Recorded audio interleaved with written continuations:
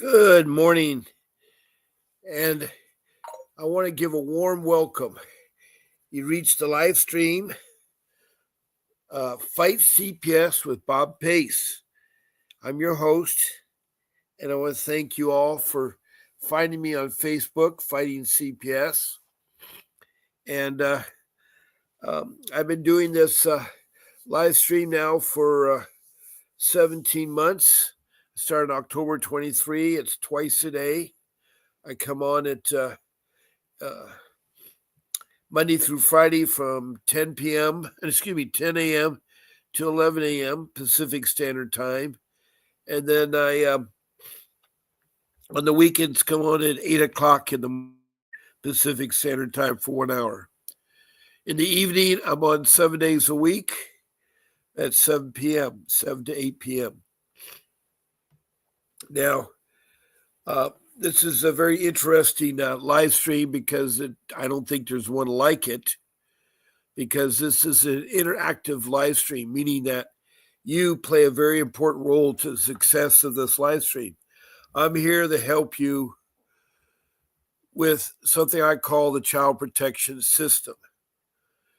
It's a government entity that's found in every county and every state. It's there to help families and to protect children.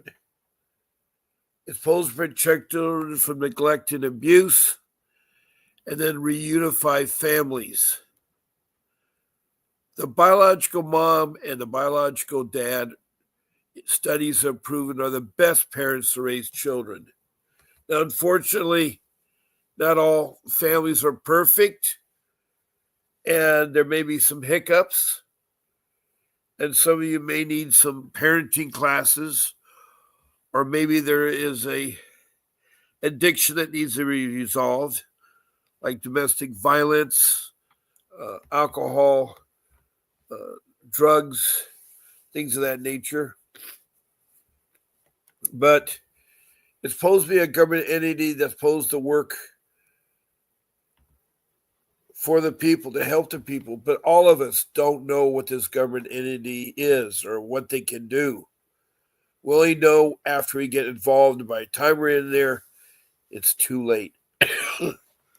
So what I try to do is I try to tell you my experiences. Yes, I too was a victim of CPS. And I had my children stolen and trafficked into foster care and abused in foster care. I went through the similar things you did, but probably maybe, I don't know, worse degree. I lost my home because of CPS. I had to sell it to get money to get an attorney to fight it, because they're so corrupt and not very transparent in my county, Orange County, California. The entity has the name of the Child Protection Services, but they abused my wife and I. They're not transparent. They hurt us. They made up false stories. They used the police. They retaliated. They kept one of my daughters and forced her to leave us. I cannot tell you the horror stories in foster care and stuff. But anyway, I'm here to help you with your story, your case, whatever it may be. A lot of you come in here twice a day to talk about your case, and I want to help you with your case. Now, change a little format. I'm not going to discuss my 5 rules unless it comes up in a question. And I'm certainly not going to tell you the history of CPS or those things, but I am going to look at new events with CPS, the latest in the news. I'm going to look at topics on Google about CPS and how they might be able to help you. There are a lot of topics we can talk about. We can talk about the ICWA, the Indian Child Welfare Act of 1978, or how to file a 388 hearing, a 388 motion, I meant, and what is meant by a 180 hearing or a 160 hearing. There's lots of things in CPS that you may be stumbling along. Now, I have my regular people that come in twice a day. They've been doing so some as long as I've been on. I value you're part of my family. Now, I'm not an attorney. I'm a loving husband and a father. I have 42 years of marriage experience and have helped raise 6 children. 3 of the older children have gone off and have children of their own, doing very successful in life. Unfortunately, they attacked me and my young family, my 3 young children. And me and my wife went through something that none of me should go through. It still affects us 15 years later. I've been fighting CPS for 15 years. They stole my children in 2015, and I got back 2 of them 3 years later. The young one was a retaliation maneuver by a very young, uneducated, no experience social worker. CPS, I say, is like in Alice in Wonderland. You fell in the rabbit hole and you encounter the Chester cat that leads you from room to room going nowhere. You have to have an attorney to fight them. It's strongly urged, and I don't mean a court-appointed attorney or a public defender. I'm talking about a real attorney trained in the areas of juvenile law, dependency law, and family law. Those 3 areas are so vital, so important. That's the only way you're going to get a mess. I've tried pro se, which means to fight them with me, but I got nowhere with the director or the meetings I had. It just got worse and worse. I've tried the court-appointed attorneys, public defenders. They did nothing. They work for CPS. They're corrupt themselves. They have a caseload of 30 more clients. They don't have time for your case. And they're criminal attorneys. They're not juvenile law, family law, or dependency law attorneys. So they lack the background. Now, as I mentioned, I wanted to start talking about topics and news, so I'm going to get into there. If you want to participate in this room, please send me emojis. Check the follow button. If you want to be notified when I'm on, check the notification. I will put up banners from time to time that will help you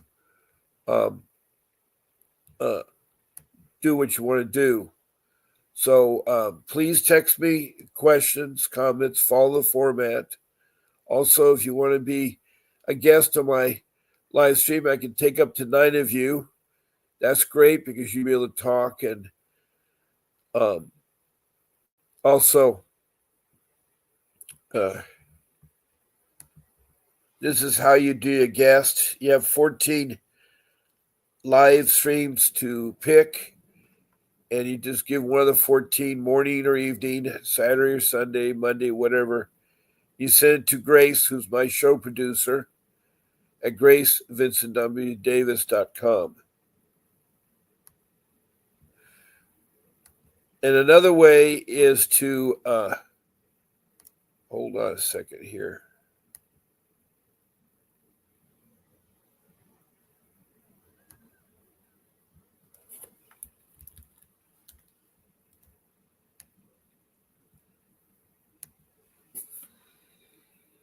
Is to use my phone number to contact me. There are 2 numbers up there.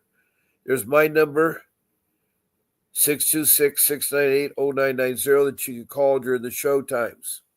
Live stream, I'll be able to talk to you. Also, as a guest, you can talk too. Both those instances will entitle you to a free 15-minute session with Vincent Davis.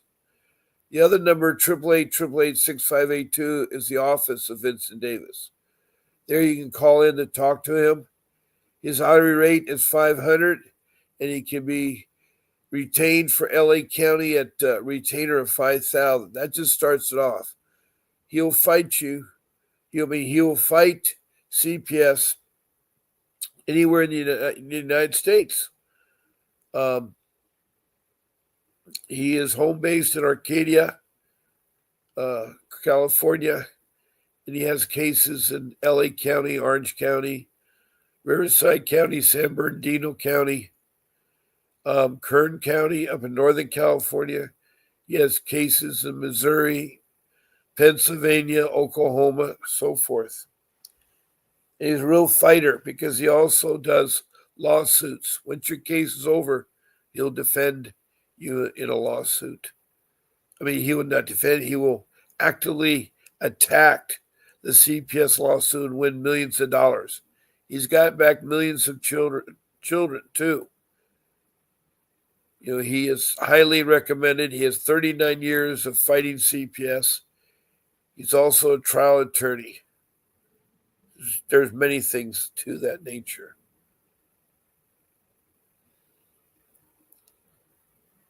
Now, we have some people in the room. If you want to call in, please do so. We can talk any question you want. If you want to text a message, please do so.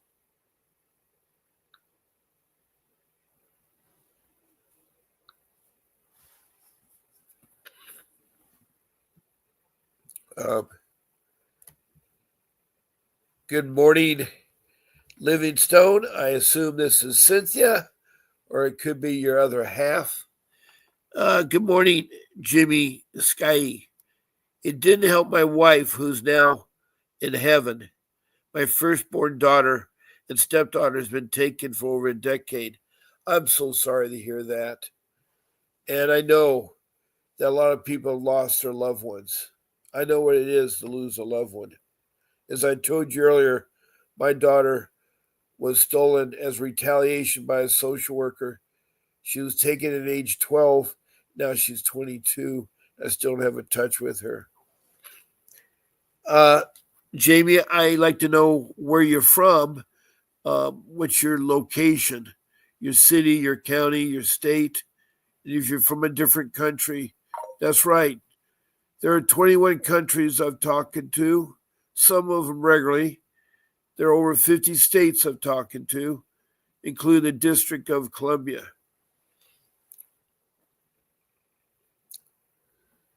And I'm here to help you with your questions. So forth. I'm not an attorney, but I've been involved in CPS and I've been doing this for 17 months, twice a day. That's 14 shows a week. I don't miss it. I'm here to help you because I care. I want to share you things that will help you so you don't make the same mistakes as I did because I did not know anything about CPS. No one really does. And no one knows about the limits they do. They're the good and the bad. There's CPS that will work with you, but there's others that won't. And so you don't know. You don't know.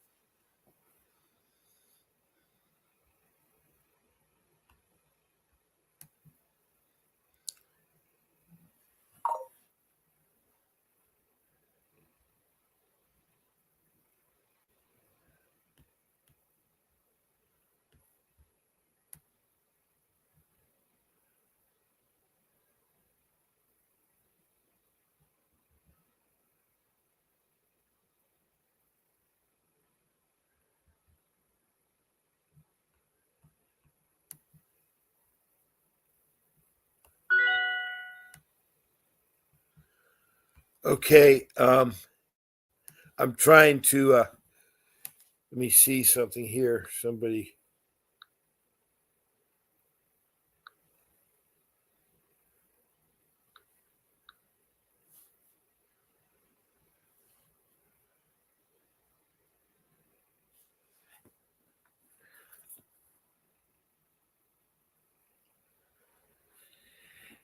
Yeah, I'm trying to use the Google topic features here.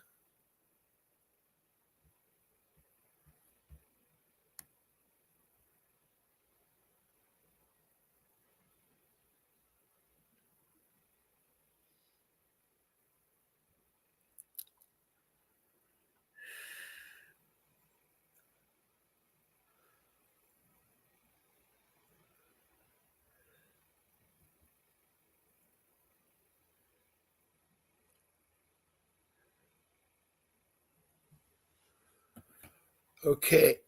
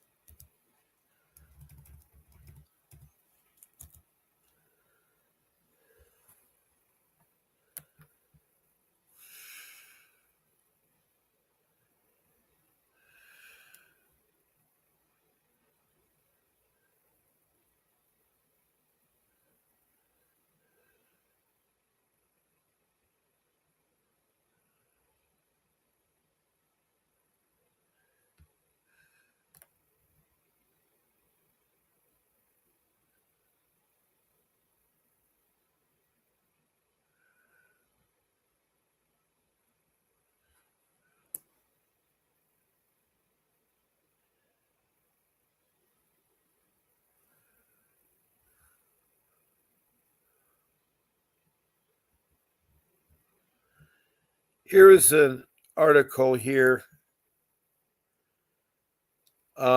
This article here was an advocacy group alleges Oregon hid details of foster care children's death. Well,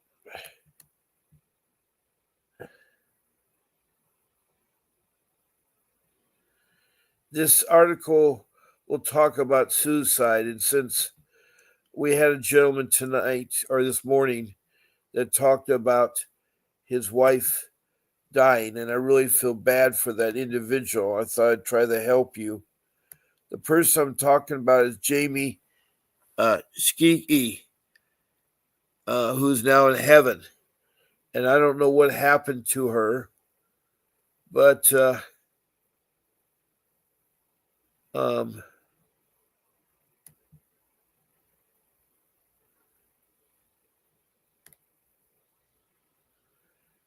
when a 17-year-old placed in child welfare custody died last summer, Oregon officials investigate, and issue a report. The goal of such a report is to identify systematic issues and prevent future child harm. Back in the death of Jacob, who was living in a state-paid hotel when he died, Oregon public accounting was misleading and some places inaccurate. According to a report released on Thursday by the advocacy group Disability Rights Oregon, the OPB, which I think stands for the Oregon something there, Oregon is not using Jacob's last name for the story because the family was not immediately available for comment. The OPB, I think, is the news article, and it's very clear the Oregon Department of Human Services, which is the CPS system in that part of Oregon, first response is defend itself and protect itself, who was reported digging in Jacob's death.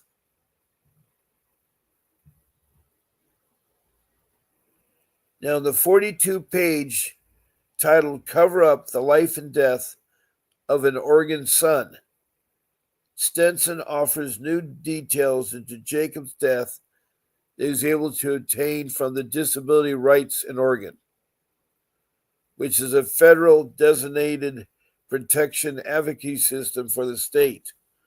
Under that designation, the DRO has the ability to access confidential records from agencies that serve people with disabilities.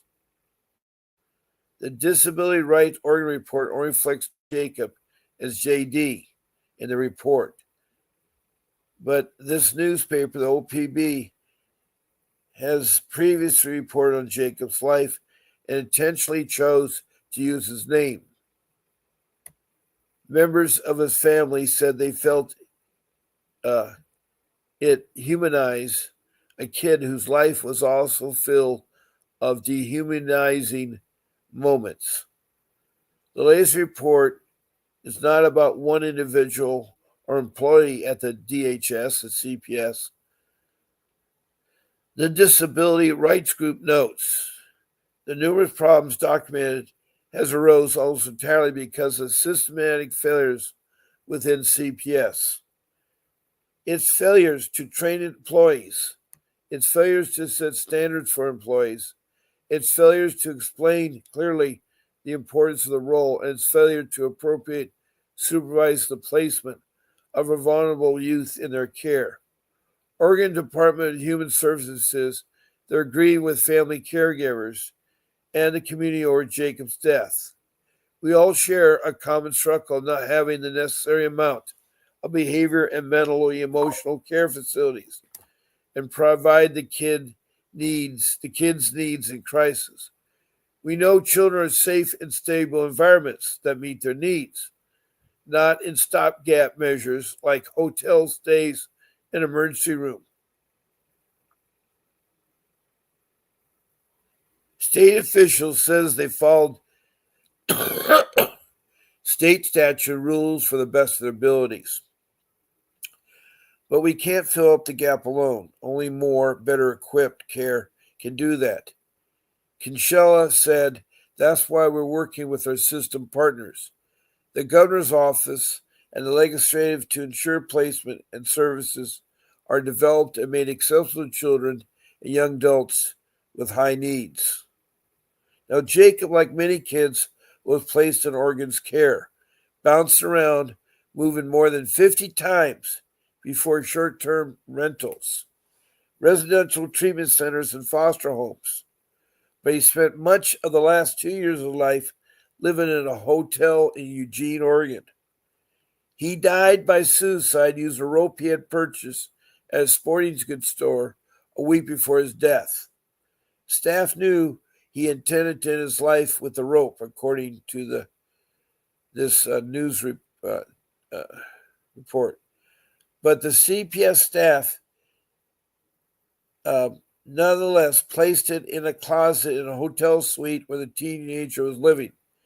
The rope sat in an unlocked closet inside an unlocked room, and Jacob had access to it.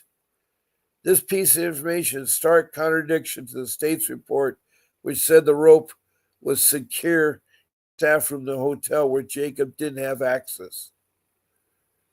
CPS representative covered up a major mistake in the matter, leaving a rope within the reach of the seriously ill, active suicide teenager for days after the young man indicated specific intent to use it to end his life. Around 4 a.m. on the day of his death, Jacob went into his room, got the rope, ran from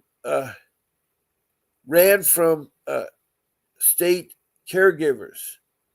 The CPS report digging into Jacob's death says staff made an effort to de-escalate it, but that Jacob ran away. The Disability Right Oregon report details evidence showing Jacob ran so fast staff could do no much, not even grabbing their shoes before chasing after him. More discording is the only awake of the staff person with Jacob that was administrative assistant who had no relevant training beyond a few hours via an online training program. This is the report note. Was the backstop appointed for a kid had open talked about ending his life, and especially who tried to jump off a bridge a few months prior. CPS left a teenager experiencing an acute psychiatric crisis in a hotel suite with one sleeping staff member and one awake staff member who has no relative training. Once Jacob left his hotel room, a concerned staffer chased him, barefoot for miles, report says. CPS staff did not lack courage nor determination. They lacked the resource, training, and leadership that needed to protect Jacob. The state was responsible for Jacob for the majority of his life. In 2019, Oregon Department of Human Services promised a legal settlement stop placing kids in hotels, recognizing the harm it does and the risk involved. But it did not stop. Instead, Oregon spent millions of dollars housing hundreds of kids in hotel rooms. Leading up to Jacob's death, CPS staff continued to look for better placement for him than a hotel. Staff considered civil commitment for a minor, but determined if they managed to get a court order to force him to treatment, there's no place to go, according to the report. One staffer said Jacob's attorney wouldn't allow Jacob to go to Looking Glass, a placement in Eugene. But the records that Disability Right Oregon reviewed showed that CPS withdrew its petition to JD to Looking Glass after it became clear he could not be sent there without his consent. Well, this is really a very tragic story here, and I hate to be talking about someone who, that's the trouble with older people, teenagers. This time of life, teenagers have a rough time. They embrace in so many adult things so early in life. And I know this from firsthand experience with my teenagers.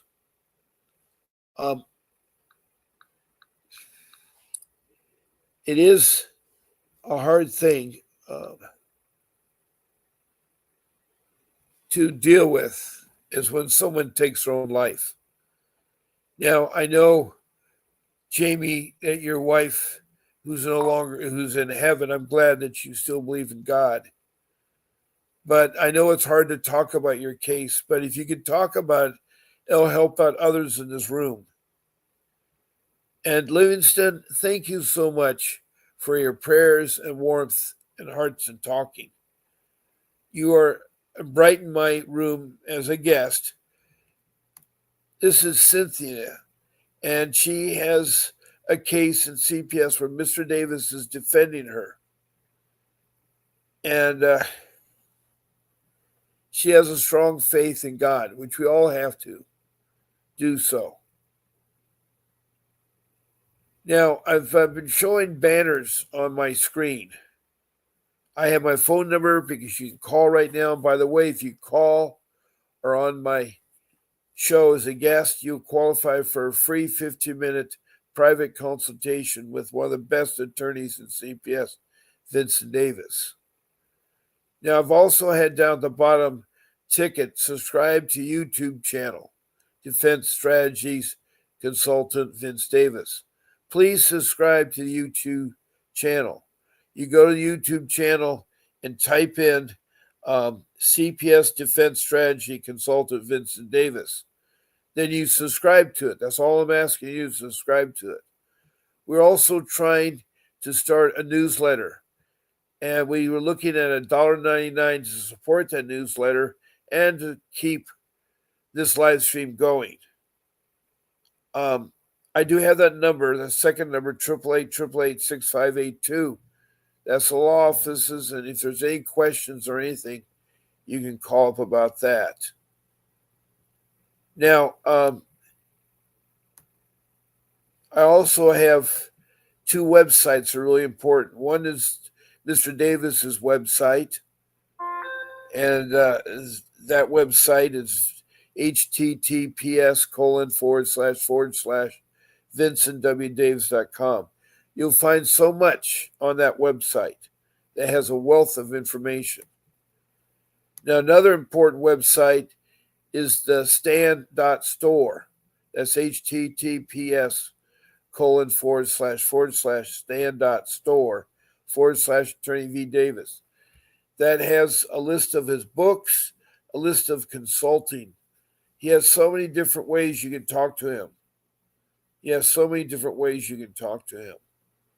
Not only can you call in or be a guest and get free 15 minutes, if you want a little bit longer, for 30 minutes, I got a special program for $60. You go to that website that's listed there, candley.com, and you go to that website, use your credit card, and book a 30-minute session, pay your $60. And, that could really, really help you there.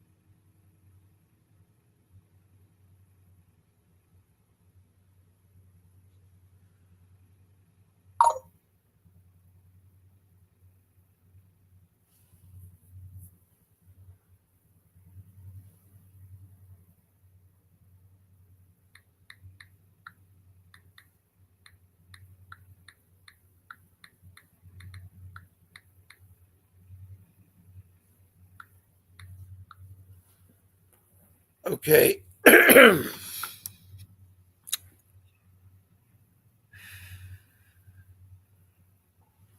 So that's another way there. Um,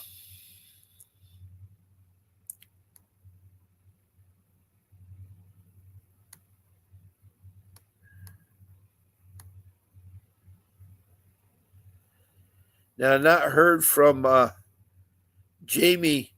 I wish you'd come back and say something more or call in to my live stream here, Jamie.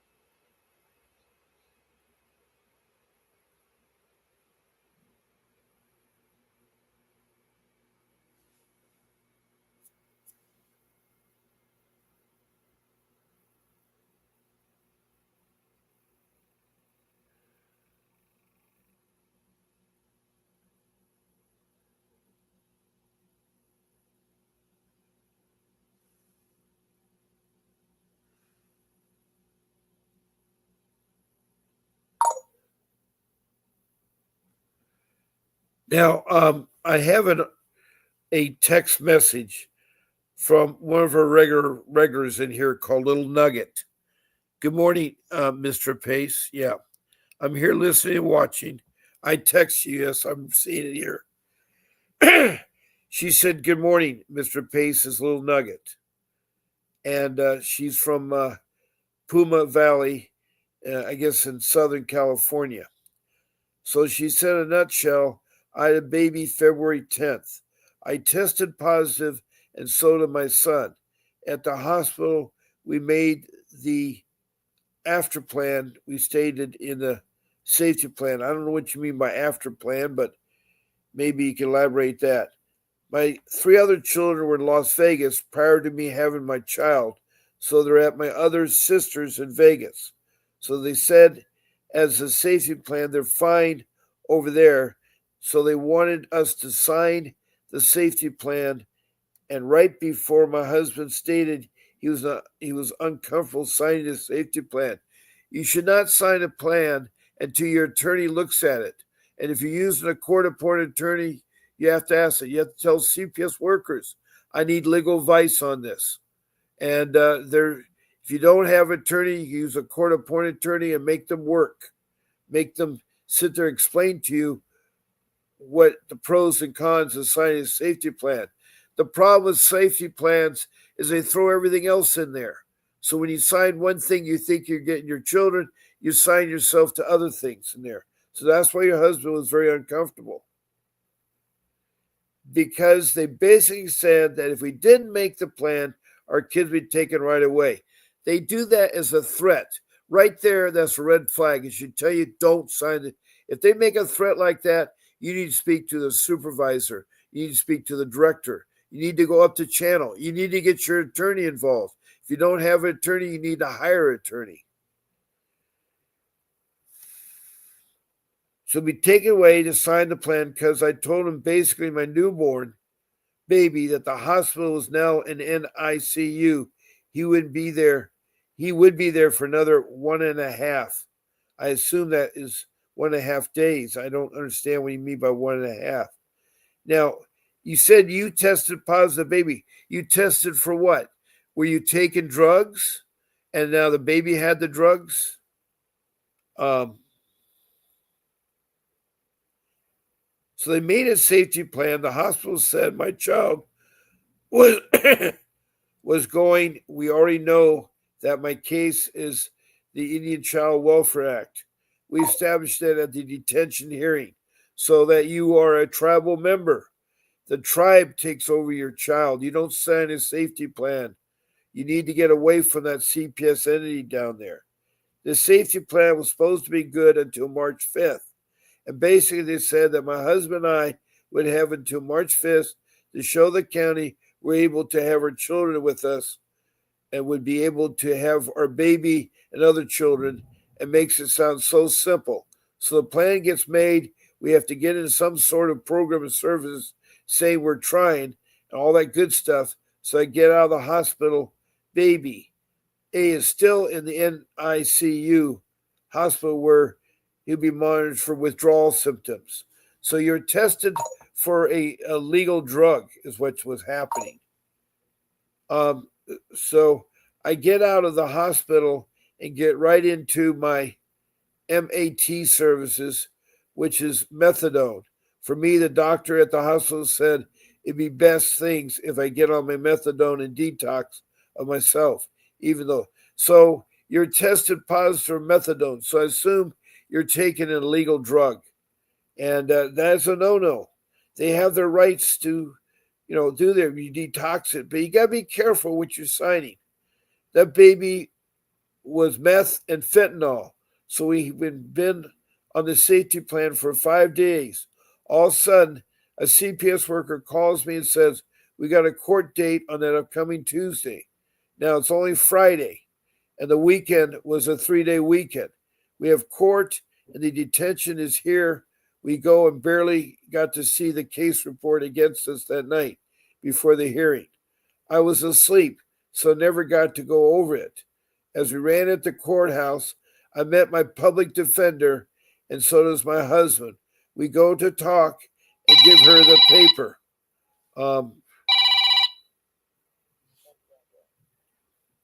Good morning, and this is Bob Pace with the live stream here. Who do I have the pleasure of talking to? Gonzalez Little Nugget. Oh, hi. I was trying to read your article to the listeners because I thought it was important to hear it. Did you want to say something more or what?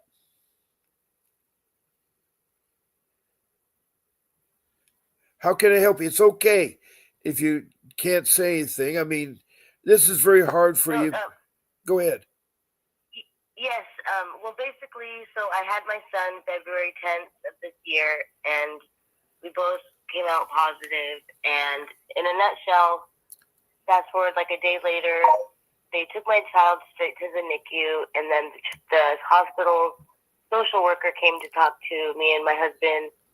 They, told us basically that they are going to be contacting CPS because of when any time a patient comes in positive and the baby as well, they have to do that protocol, whatever. They fast forward a day later, the CPS worker. Now, can we stop there for a second? Did you? Yeah. Were you taking methanol, or were you taking drugs? I didn't find out I was pregnant until I was like 30 weeks. So yes, I was. I was taking fentanyl at the time because I was on pain medication prior to that. Okay.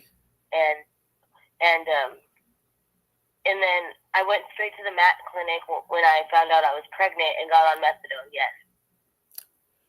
Now, is that for a treatment? Yes, that's that MAT services are basically medically assisted treatment for people who want to get off of substances like opiates and such. Now, did they know that you were pregnant? Yes, they did. Okay. And The so you're the working with next this facility. Does CPS know that you're in treatment? yeah, they did. I told them that and everything, and but they didn't. They didn't really show any care to that. Well, because they said, "Oh, we got you." Yeah, Not all CPS are nice and friendly, but they probably said, "Oh, we got her now, and now we can make millions of dollars off her." I'm yeah. sad to say that. What is the name of the CPS? What county is it in? Pomona County, It's San Diego County. San Diego County. So San Diego County is now getting lots of money because your children there. And why did they insist you sign a safety plan if you wanted to have your attorney look at it? I didn't know. I had no idea. I'd never been through anything like this, me or my husband. I had no idea. Had I known now what I know, I would have told them straight away, I want to speak to my attorney, because at the moment when when we made the safety plan, we did not feel comfortable even signing it. My husband, before he signed it, he was the last one to sign it. He clearly stated to the CPS worker that he did not feel comfortable. He did not know what we don't know much about this situation, that he just felt something was wrong having to be forced to sign it. They basically made us feel like if we didn't sign it or make a safety plan, that they were going to take our children. That's a red flag. That's And always a red flag. You're never forced to sign anything, and if you want to ask questions or help, you can do so. They're trying to get you to sign it so they can do other things and get other money for you. So, okay, so you signed the plan. What is yes, CPS? What is? I'm going to have to go here because we have about 5 minutes left. Because it's actually 9 o'clock. I got to go because my show time is over. But that doesn't mean you can't talk to me tonight or tomorrow or whatever. But what I okay. don't seem to understand is the next step. What is so bad that CPS has got that in their safety plan? What is the trouble in you? Well, so far the safety plan went out the window because we had until the 5th of March for the safety plan to be over. Now, we were only on the safety plan for 5 days. 3 of those days was a weekend and a holiday. And come that next Friday, they called me and said that we had court dates next Tuesday, and that, yeah, we had a court date basically. Now, I think that the reason why we had the court date so fast is because social worker said my son was going to be released from the hospital that Monday, which was not true. My child was not released for like another week and a half, and we know this that he wasn't going to be released on Monday as well, because me and my husband were with him in the NICU every single day, taking care of him. Well, I got a And little so bit it's of a like, solution for you right now. What I would like you to do is to text me your full name, your email, and your phone number, and I want you to speak to Vincent Davis. He is my okay, attorney. And by you calling in, you're entitled to a free 15-minute consultation with him. And you need to okay, tell him about your situation. That they're okay. going to. What is the purpose of this hearing? What is the purpose of this hearing? Well, so far we only went to the detention hearing, and so the next one, which is um the the the judicial, what's that one? The The next one judicial after the review. detention Yeah, hearing. go on. Yeah, yeah. That's where they're going. That one was supposed to be last Monday, but they postponed it to April 7th. So that's Okay. where we're at right now. All right. Well, what you're going to have to do is your next date is April 7th. Okay. So what you want to do is you want to text me, and you text me to the number you just called in on, and you Okay. text me your full name and your email and your phone number. And then I'll contact Grace, my show producer, and she'll try to get a uh, a private Zoom consultation with Mr. Davis, hopefully soon, hopefully within the week. Okay. Then you can ask him that very important question: what do I need to do? Make yourself a list of questions, prioritize the Okay. questions, and talk to him because he will help you.